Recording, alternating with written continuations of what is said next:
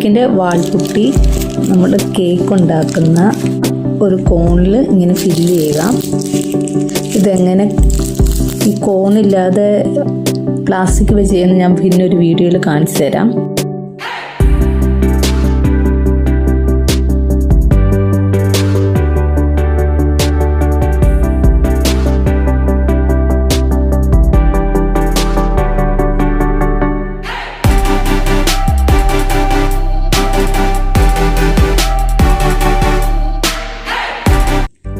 കുറച്ച് ഭാഗങ്ങളിൽ കുറച്ച് കട്ടി കൊടുക്കണം അക്രിലിക് പുട്ടി. നമ്മുടെ ഇഷ്ടത്തിന് കൊടുക്കാം, അതിന് പ്രത്യേകിച്ച് റൂളൊന്നുമില്ല.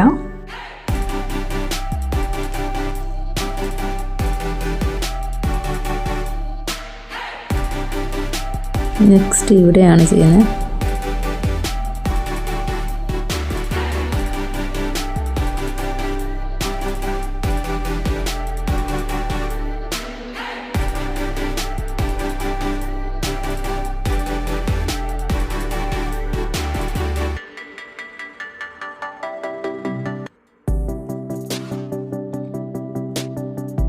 നമുക്ക് ഇഷ്ടമുള്ള രീതിയിൽ അക്രിലിക് പുട്ടി വെച്ചിട്ട് ഇതിലിങ്ങനെ പാറ്റേൺ ഉണ്ടാക്കുക. ഇത്ര ഇഷ്ടമുള്ള അത്രയും ചെയ്യാം. ഇതിന് പ്രത്യേക ഡിസൈനോ പാറ്റേണോ ഇല്ല. നമ്മളുടെ ഇഷ്ടത്തിനനുസരിച്ച് ഇവിടെ അക്രിലിക് പുട്ടി വെച്ചിട്ടൊരു ചെറിയ വേവിയായിട്ട് ചെയ്താൽ മതി. സിമെൻറ്റും ഫെവിക്കോളും സാൻഡും കൂടെ ഇട്ട് അതിനും ചേർത്ത് ഇങ്ങനെയും ചെയ്യാം. എല്ലായിടത്തും വേണ്ട, കുറച്ച് ഭാഗങ്ങളിൽ മാത്രം.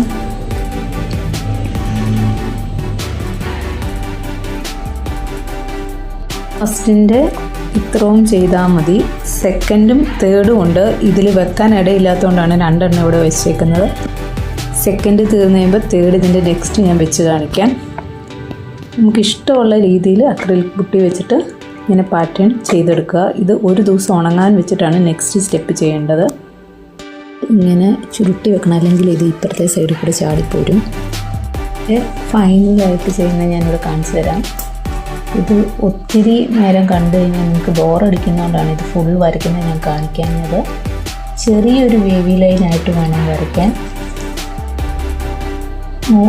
ഇവിടെ വച്ചിരിക്കുന്ന ഈ പാറ്റേണിന് ഏകദേശം മാച്ചാവുന്നത് പോലെ വേണം അടുത്ത പാറ്റേൺ വരയ്ക്കുമ്പോൾ വരയ്ക്കാൻ.